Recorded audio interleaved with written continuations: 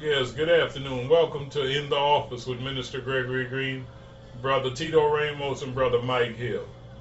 We're going to be looking at the exodus of the Israelites out of Egypt based on the 12th chapter of Exodus from the 31st to the 38th verse. And what we're going to be looking at is when Israel left Egypt, what did they take with them that they should have left behind? And we're going to relate that to today's circumstances, like what we see happening in America today. You know, everyone says, you know, you're not being treated right, you need to be free, da da da da da. We're captive based on the system. So, what about the mentality that we have and people have around us? You can interject at any time. What about the mentality of the people that want to be free? Okay, what's next? Okay, but all right. So, but what's free? See, you just illustrated from the point that you said, okay, once they left Egypt, right? Some of them still wanted to worship the deities of Egypt because that's all they knew. Yeah. All right. So when you talk about being free in America, a lot of people believe that they are free because that's all they know. Yeah. They don't know true freedom. Yeah, they don't have freedom if they always been oppressed. Yeah, well, they don't have nothing to compare it to. Right. So you know what I'm saying? So if in reality you are free now, physically, are you free mentally and spiritually? Well, you're definitely not free mentally because you still, you know, Physically. Yeah. The beast. You know what I'm saying? Yeah. You still do what they, you know, we love them. You know what I'm saying? We sit back here and we talk about freedom, but we love what they give us. You know, it's like Lot and his daughters. Yeah. His wife loved Sodom and Gomorrah so much she couldn't leave without looking back. She had one thing to do, and that was not leave. Just leave. You see what I'm saying? But she loved it. Yeah. Although it was bad for her, yeah, she loved it. You know what I'm saying? It's like crackheads. They love crack. Yeah. But it's bad for them. And they can look in the mirror and see what it's doing for them. Right. Like a person in a bad relationship. Okay, but can you see what it's really doing to you?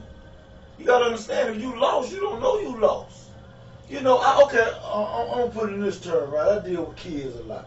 Yeah. So the majority of the kids I deal with are disadvantaged. They're poor. Yeah. All right. But you can't tell them they poor. Yeah, they don't know. All right, because they don't have a clue that they're not poor. They go home, they sit in air conditioning, they live in new apartments and duplexes and homes.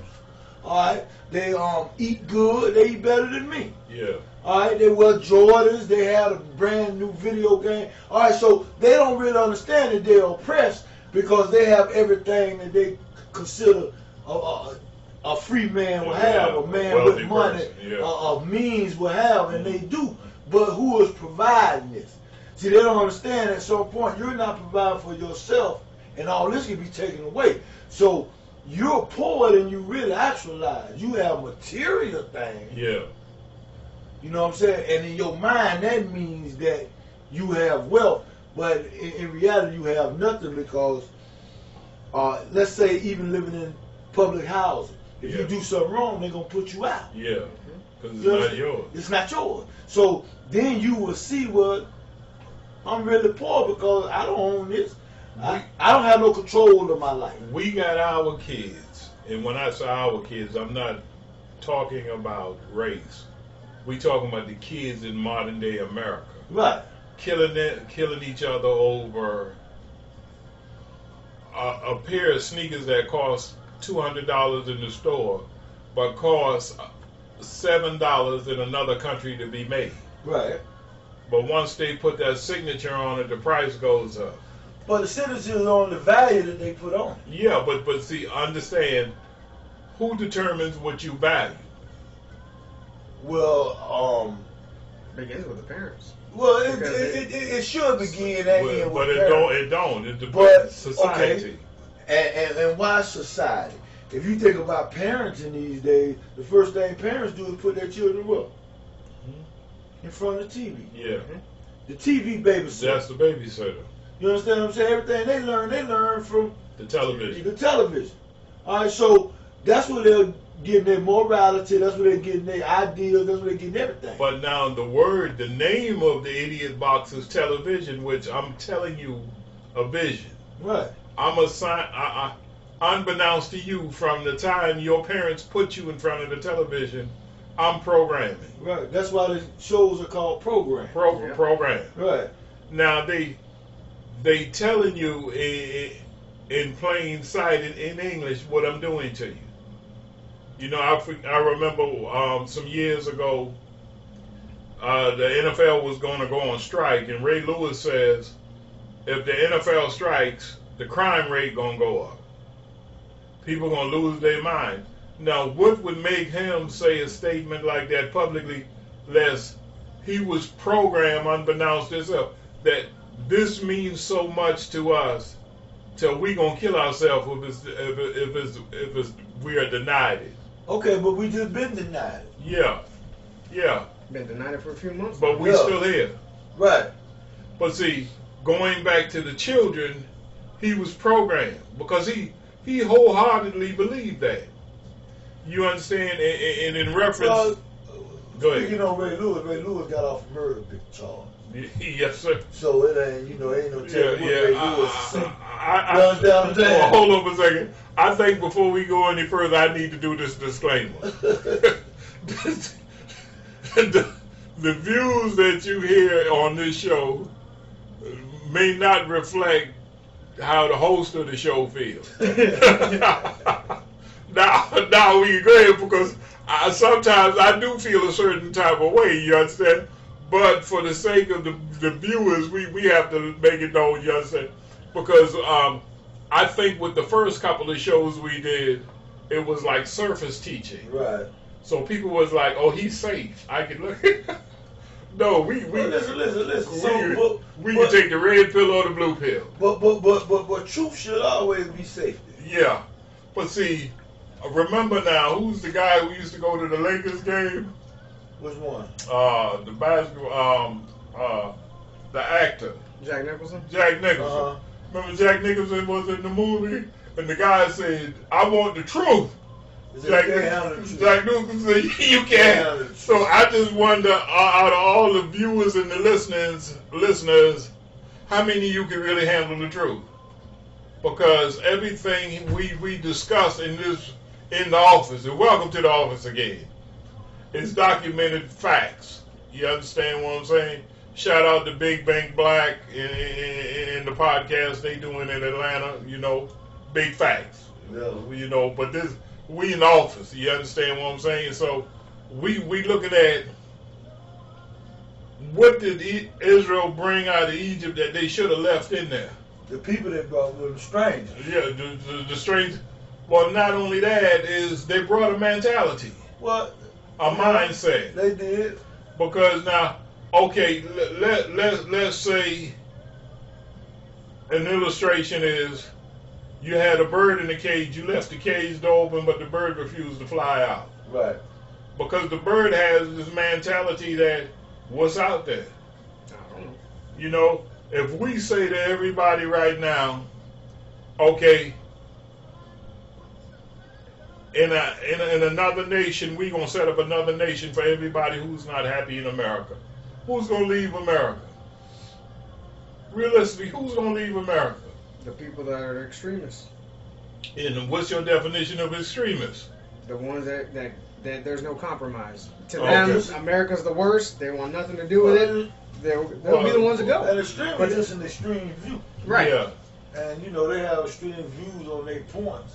But I don't think it's to the point that they would leave. They want others to leave. Yeah, they want you Everybody to don't want everybody else to But- leave or conform. Right, but the people who all this belong to are the ones that are the most oppressed. You know what I'm saying? It ain't like, okay, speaking on what you were talking about, it ain't like Egyptians, right? Okay. Getting ran out of Egypt Yeah. or getting controlled in Egypt Yeah. by Israelites. Okay. All right, the Israelites being the minority Yeah. that came into Egypt, Yeah. they didn't control Egypt. Nah, never. All right, all they did was oppress the Egyptians, the Israelites in Egypt. and then they let them go and they went on by their business. But in America, what you have is you have the owners of the land being oppressed. Okay. Now, go back, because you said something that kind of resonated in my spirit, is the fact that when Israel was in Egypt, they were being oppressed, but you had a few that were praying to God. Understand, the God that they worshiped, the God of Abraham, Isaac, and Jacob, the majority of the Israelites didn't know him, didn't even know about him. Right. You understand? The elders who were among them kept the oral traditions going. But the majority of the people who left Israel, the reason they were in the wilderness for 40 years because God had to show them who he is. They didn't know God. You understand? When Moses smite the Egyptian trying to help one of them, they told on him. Right. What you gonna do, kill me like you kill the Egyptian? Same thing we do here. Yeah. Run tell that. Right, you know what I'm saying? You know, here I am. Trying to help you. Trying to help you. You gonna tail on me. Like, that's gonna increase your ration of whatever you getting from wherever you getting it from. But it's a sad day when you have the means to help yourself, but you won't utilize the means and help yourself. You would rather wait for somebody to give you. You understand what I'm saying? But go back to what you just said. They ain't had 40 years in the wilderness. Not up until that time. I'm talking about us in America. We ain't had no 40 Well, hold years. on for a second. Now, we have known times of, and I want people to understand while we're talking, holding this conversation in the office, I'm looking at it from the perspective that we're the people of the Bible. We're Judah. Right. You understand what I'm saying? So don't let it be a misconception what they're talking about. And anytime you bring up that point, the other people who don't understand or don't have the knowledge, oh, there you go with that black militant. Well, why is my history offensive to you? That's what I'm trying to figure out. Well, but you have to understand your history isn't offensive to them because they have taken it and hijacked it. You know, but your history is very relevant. It just doesn't apply to you. That's the difference. Yeah. It's very relevant. Everything they do is run by your history. You understand what But I'm saying? again, the application, it is not filtered down to you being representative of who they worship. One of the commentators, and this is in reference to the protesters that's going on in the analysis that came out on a sports channel, whatever, said, I'm so proud of the young people. Well, there's a portion of scriptures in the book of Exodus where Pharaoh refused to let the young people and animals go. And when I was, and Moses confronted Pharaoh about it, say, I'm taking the young and the animals, I'm not going to even leave one hoof behind. Because Moses, who has been through the schools of, let's be real, when Moses was in the position he was in, second in command or third in command in Egypt, he was exposed to mysticism and all of that. Yeah. Let's be real. He went to the best schools. Why you think Moses fled when he figured they're gonna find out he was an Israelite? Because he understood what could come against him. But he didn't have the knowledge of the Most High Elohim at the time. You understand? Once he had that initial contact with God himself, he said, okay, I'm going to be all right. But remember, he made up excuses initially too. I can't, Lord, what you asking, I can't do because I stutter. God said, well, I'll send Aaron, your brother, with you. Okay, so Aaron, for what people don't understand about, for the most part, Aaron was the spokesperson to the people, not Moses. So okay, I understand that because he was the priest. But what was Moses in Egypt? I mean, what was Aaron in Egypt? Aaron was he was still of a priestly order, but he didn't realize he was being trained then. See, you are what you are, whether people recognize it or not, because did he know Moses was his brother? Yeah, Moses. Well, He knew Moses. Him and Miriam knew Moses was their brother. Moses didn't know that they were his siblings till later. Okay. You understand? Cause which one of them took care of him?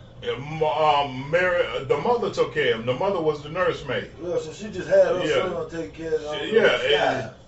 The way God had it set up, he had the mother taking care of Moses while he was still in the Pharaoh's house learning. See, this is what, and this goes back to something else.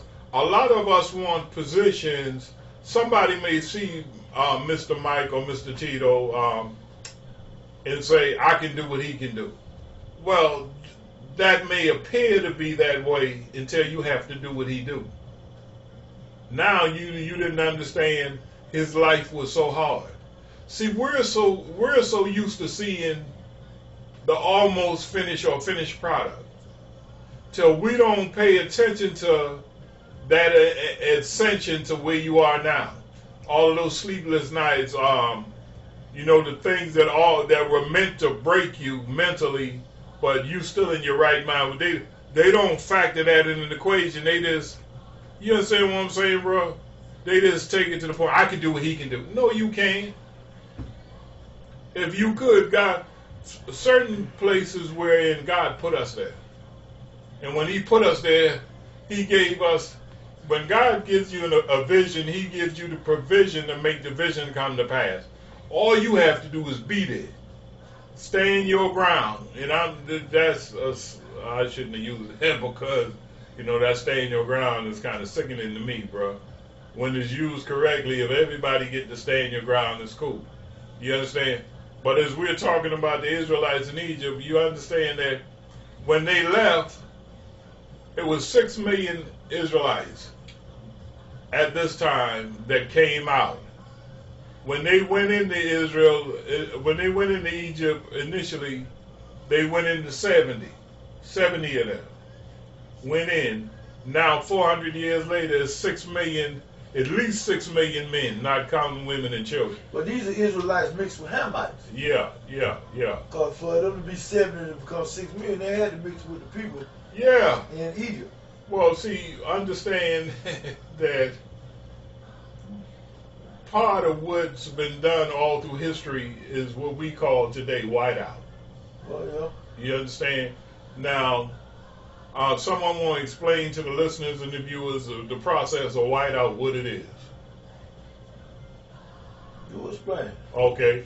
Whiteout is the process of when you basically change a person's color through breeding or interbreeding. You understand? That's whitening out. We see it done all through the world. You understand? Whoever is the most dominant, the winning class at the time, this is a process they use, whitening out. You understand? Why do you think it was so important during the time of slavery to change all the slaves' names? 2 reasons. First of all, inside of your name is your history. If a person doesn't have a name, when our name became John, Jim, Greg, there's a history attached to that name. You understand, which is Anglo-Saxon history. Now, why you think in Roots they showed that part about Kunta Kinte?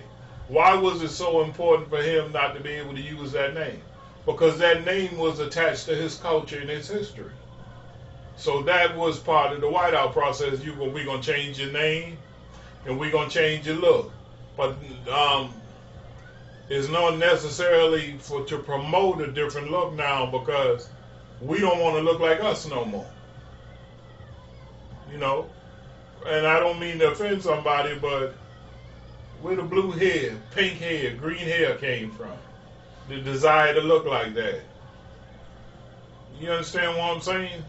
So, looking at it realistically, you tend to want to become what you deem is successful. You understand? So when Egypt came out of Israel, when Israel came out of Egypt, they actually brought the ways of the oppressors with them. They were still worshiping the gods that they didn't know Jehovah God at the time. That's evident because when they were in the wilderness, the journey from Egypt to Canaan was only a 2 to 3 weeks journey by foot. And it took them 40 years because of what they brought out of Egypt with them. They brought a mentality. You understand what I'm saying? They brought a defeated mentality with her, a servitude mentality with them. You understand? You ever meet a person, they got a beautiful mind, but they're afraid to think? They're afraid to fail. They're afraid to invest. They'll invest in anything and anybody other than themselves. You understand? A defeated mind, a defeated mentality. Now, you have, and I'm going to use this, you could have a man and a woman in a difficult situation, a relationship. And the man usurps his authority over the woman by not letting her become creative, not letting her follow her dream. You are just stifling anything she does and say, because he's afraid that if she finds out who she is, then in reality she might find out who he isn't. But first of all, both of them should be one. Yeah. He took her and the whole they should have had the same understanding. Now that go back to when he said you shouldn't be unequally yoked. True. That's what they are. Yeah. They unequally yoked because when you find a wife or a significant other, y'all goals and everything else should be one. Well, see, you know what I'm saying? Yeah. So, and that goes back to the head or the leader, Mm-hmm. and the leader is the man. So the man should have the plan and the goal as to what it is. Now stifling the woman, whatever her creativity, and being in the society we are now, women have to work and so forth and so on. I just think that might be something that has to do with the man's his personal, that he may be a little bit, what you call it, when he feels down on himself. But again, whatever the goal of the house is should go through the male. Mm-hmm. All right, and the man should have, some type of, leadership. Yeah, address your comments to Brother Mike Hill, please. I'm just telling you that, but ain't that what the book say? That what your book say, right? I'm just coming. Now, we can go in a society and life, and everything can change based on culture. Yeah. You understand what I'm saying? But if you going by that book, that's what that book outlined. Okay, the book that Brother Mike is referring to, he's pointing at the Bible. I have the Bible sitting in my lap. Right. You So know what I'm saying? that's what that say. Yeah, okay. So now, if Okay. you following, the book, the scripture, then that's what you should be going by. Okay. You know what I mean? Again, when you make a choice on who you gonna be with, Okay. like I said, that should be, you already know that this the man Uh-huh. and you the wife. Yeah. But again, the leader Okay. of the home Okay. Should be the man. should be the man. Now, all the time that's not the case, because also your book say if the man is not spiritual, Mm-hmm. there's no need for the woman to follow. I agree. You know what Okay. I'm saying? But let's negate that. Yeah. Let's just say the man on point. Mm. Then his goal and her goal should be the same goal. Okay. But see, and I want to stay with where the subject matter, but I want to touch on what you're saying, because people don't date today. Well, the method of dating is different. They date on a computer. They date on a computer. Yeah. So, I'm 58 years old, so I came up through a time when we dated. You actually went to the young lady's house. You was courting. Yeah. That's what they call that. Yeah, back in the day, we were courting. Yeah, you courting. And the parents would come in there and say, Teacher. who your people? Who your people? Yeah. Where your people from? You understand what I'm saying? And somebody might even have the audacity and the gall to ask you what you want with her. Huh? Mm-hmm. You ain't turn my daughter into no so and so and so. So we understand, because society has changed, the method we use to do things have changed over a period of time too. So with the Israelites, they had accepted the ways of the Egyptians as being this right. Right. You understand? Like we done accept the ways of You know, here in America. this is right. You understand? Um, but what America didn't count on is the fact that the seed, the children of the white man, the black man, the Latino, the Asian saying, no, this ain't right. You understand? The ones who have been taught by interacting with, you find out people as people by interacting with people. As long as you live in your little community, and your little community is made up of all whites, all blacks, or, that's all you know. So everything you hear about other races is a misnomer. And you just accept it as truth. It's truth to me. So, we at the point now where our kids, because they interacting with each other through social media and everything, they say, nah, I know Johnny. He cool. He good people. You know what I'm saying? So Johnny be cool till Johnny get with Jack and Tim. Yeah. And you understand what I'm saying? Yeah, for real.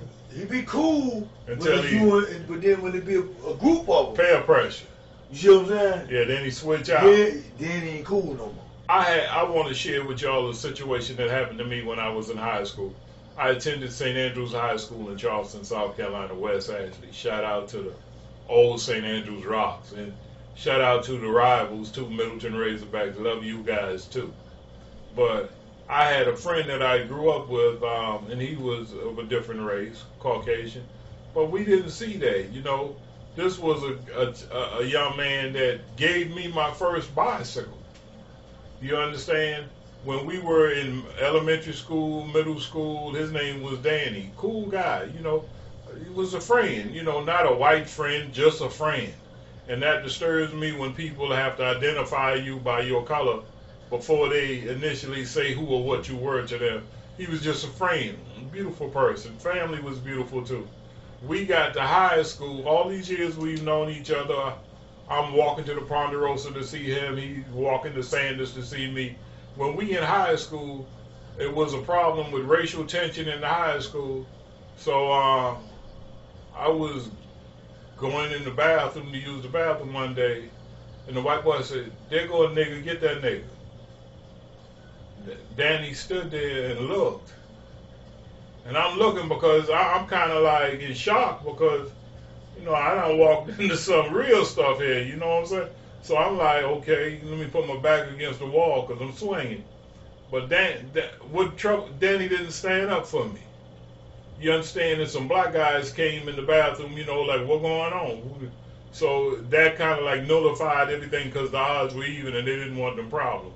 But what I'm saying is I called Danny later. I was like, bro, when did I become a nigga? And he just looked at me.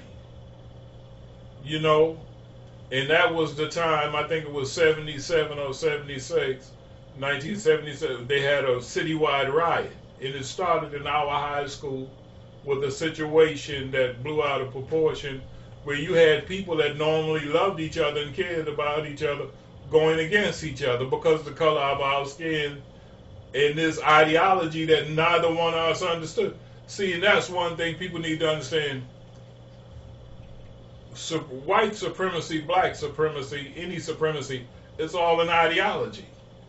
Someone decided we're going to use this as a means of increasing economics. And that's what it's about, dollars. And I always tell people, if it don't make money, it don't make sense to other people. See, the goal of a businessman is what? To make money. It's not about, his other people's feelings. So, and I wanted to throw that in because these are all the things when you coming out of captivity. You don't want to bring the mentality of your captives with you. You understand what I'm saying? And Israel had to go through 40 years in the wilderness to find out who God was. Because they truly didn't know. You understand? The minute Moses went to get the Ten Commandments, what did they do? Go to the club, booty shaking, twerking, smoking gauze, popping bottles. Modern day term now, that's what they did. start worshiping like they was worshiping the golden calf. Golden calf. Today we worshiping the dollar sign. You know, we got chains with the dollar sign hanging around our neck, and then got a picture of Jesus Christ under it, who we think is a picture of Jesus Christ under it. You know that ain't Jesus. You know, that's what's the guy name? Cesar Borgia. Cesar Borgia. You understand? You know, and that was in the Cesar Borgia, that whole picture, that was about dollars and cents. You understand? Suppress you and I get money out of you. You know what I'm saying? So looking at it realistically, before we close, I want the brothers to have the last word. You know, Brother Ramos, in reference to what they brought out of Egypt with them, the mentality. Would you like to elaborate there on that briefly? I mean, it's when you've been captive for 400 years. I mean, it's you're kind of like we've been saying. You know, modern day we're being programmed by a TV. You know, our kids are being programmed by TV. Well, back then they didn't have a TV, obviously, so they were being programmed by the people that were captivating them. So in their minds, they, you know, most of them, a majority of them, were under the impression that this was the only life that there was. There was never no outside world. There was never no, you know, anything that we could do outside of Egypt. Egypt was where they lived, and that's what they were part of, and they were always going to be slaves. But the ones that knew better were the ones that had that relationship with God, and they were the ones that had that vision of, hey, we can do better. And even in modern day now, you know, we as a society, people of minorities, you know, in reality, people that are considered minorities are actually the majority. Because going back to what you were saying before, I'm a Hispanic man, 100% Puerto Rican. But the first thing people look at me and they think I'm a white man, just because my complexion's light. But at the same time, if you look at the history of Puerto Ricans, they're a mixture of Spaniard, Taino Indians, which are Native Americans, and the Africans that came over on slave ships. That's what made Puerto Ricans. Where do you see white in that? Nowhere. But for some reason, 10 so years ago, they made it to where now, if you're Hispanic, you have to put that your race is Caucasian. Because at that same time, there was reports out that minorities of Hispanic descent were going to become the majority at a certain time. So in order for the Caucasians to be able to stay in control and stay the majority, let's just slide them on in and put them as Caucasian also. And I fight with that every time I go to a job interview. Anytime I have to put, you know, whatever race I am or whatever. Now they have it where if your ethnicity is Hispanic or non-Hispanic, and then you have to answer the race question. I refuse to answer the race question because I answer what I am. I'm Hispanic. That's it. There's no race. Hispanic is an ethnicity. And if I'm going to put an ethnicity down, it should be Native American, because the Puerto Ricans were living on the island of Boricua, which is Puerto Rico, and they're the ones that ended up getting overtaken. They didn't have a choice. They fought as best they could, and they couldn't overdo it. So I should be able to put that I'm Native American, but I can't because I don't have any, you know, documentation saying that I was a Cherokee or an Iroquois or anything that's considered Native American. But in reality, they should be. But it also goes into what we're talking about. If the mindset is you are this, then you're going to follow what the people say that you should be doing. But what it is, you know, when we look at the people that decided to leave, the 6 million people, they decided to go with who they, you know, there were some that stayed. Yes. There were some that stayed. That's because right. They knew no better. Yes. They said, you know what, I know what I got here. I have a place to sleep. I have food on my table. It may not be the best, but it's the best to me because that's all I know. And just like, you know, when we grow up, I mean, I was poor. When I first started going to college, you know, I had $20 for a month to eat. I went and bought me a whole bunch of rice, a whole bunch of beans, and some pasta, and bought some canned meat, and that was what I had for my meals. It didn't matter to me what I ate as long as I ate. But, you know, and was it healthy? No. But it was what I could afford. I couldn't get no scholarships because my parents made too much money. even though I really didn't think they did. I mean, we live paycheck to paycheck, and I still live paycheck to paycheck to this day. But I'm able to buy better foods now and healthier foods because I know what's better for my body. And I actually know now. When I was growing up, I didn't know what was better. I just knew what my parents made me for dinner and what tasted good. Mike, you're up. Brother Mike? Well, concerning, like you said, them leaving and taking things with them, I think, that's primarily the situation we in here in America. Although it was different, the Israelites went into Egypt. We were already here, and our conquerors came here. But the system they put in under us, our people are totally ingrained in it. You know what I'm saying? And the difficulty of them seeing who they are, they can't see past, how they live. You know what I'm saying? What they have been considered here. You gotta think about it. You live in you have Americans that live in America, but they're called everything else but American. You know what I'm saying? They don't get to decide who they are. You know what I'm saying? Everybody else decides for them their name. You're colored, you're Negro, you're black, you're African American. You know what I mean? And so that's what they take with them. Because all of them will sit here and say, I'm African American. Well, that's something somebody else gave you. So you taking a connotation. The next, okay, so if they say you a dog, right? Is that who you going to become? Are you going to act as a dog? You know what I'm saying? Yeah. And that's one of the issues with our people why they're so lost is because, again, they are totally ingrained in the system. One of the and people trip me out because they always act as though blacks are disloyal. The most loyal people to America are black Americans. That's right. They keep, they like to act like no, we're very much loyal. We're one of the most loyal Americans, and we're some of the most loyal Christians. Yeah. We're some of the most fervent Christians. Black people believe in that book. Yeah. You understand what I'm saying? They believe what they was taught. It governs y'all life. Listen, govern their life.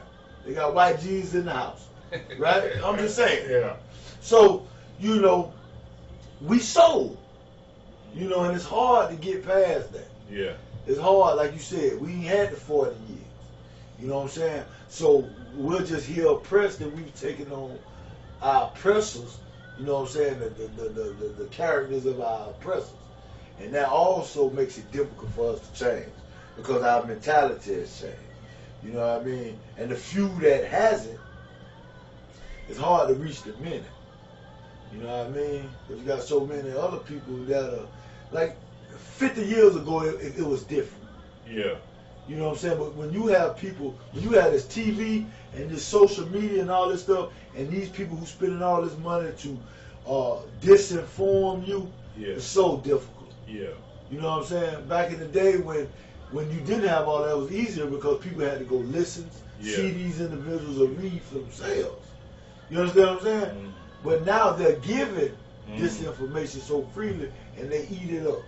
Let me piggyback on something you said.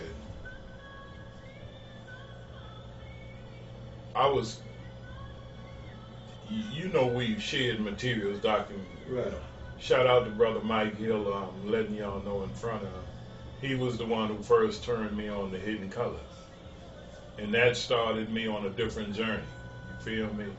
And and understand now, there's an age difference between me, Brother Mike, and me and Brother Ramos. You understand? So for me to catch up, you know what I'm saying? A lot of the older cats won't even try to catch up. There you go with that foolishness, da da da da da da. But I desired to get in a place where God can use me, and God couldn't use me as long as my mind was closed. For me to accept the fact that what I was taught for many years was wrong. You feel me? To the point where, okay, Lord, empty me out and then fill me back up with what you want in me this time. because I was so analytical coming up till if it didn't make sense, it wasn't right. You know, when I look at how foolish I was in the past, I'm ashamed of myself before God because all this time He was trying to get me in this place that I'm in now. Not that I'm comfortable where I'm at in the Lord, because by no means I'm not.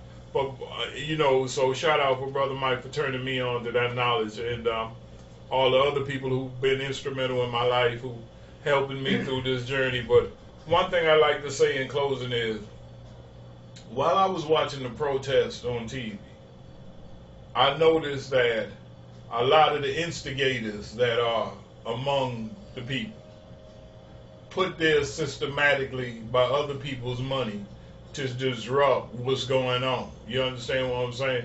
The majority of the protesters are sincere and very good people. Now you have that entity that's out there that a lot of people aren't aware of, just like we're out there with the marches of Martin Luther King and Malcolm X and so on and so on, and some of the other positive movements. But I like to say to the young black men and women, young white men and women, the young Asian Hispanics, beautiful people who decided to come together for a common cause and say, look, enough is enough, man. You just killing us the way you feel. If you wake up in the morning and say, oh, I'll go kill me so-and-so and so, you do it. And one thing that was pointed out to me so elegantly by Brother Mike today, they come to our community and kill us in our community in front of our children. Now, isn't that what the overseers and masters used to do? Come get our women out of our bed, have sex with them, bring them back and put them in our bed, produce a child that don't look like us and say, you better not say nothing about it. You feel me? At what point, if you ain't gonna fight for your children, what are you gonna fight for? When they killed Trayvon and George Zimmerman walking around whistling, professing, I'm the guy who killed Trayvon. You for real? If you ain't gonna stand up for your children, you take a man who committed, Dylan Ruth, who committed a mass murder in Charleston, South Carolina, killed 9 people in the church. You go arrest him in North Carolina, take him to Burger King on the way to prison. Are you serious? Then you see the frustration and anger that's happening in America today, and the President of the United States say, there is no problem with racism in America. Are you serious? Yeah, it's time to leave Egypt, bro. Because Egypt ain't got no love for Israel. So, but first we have to leave Egypt spiritually and mentally before we leave Egypt physically. Once again, thank you for stopping by the office.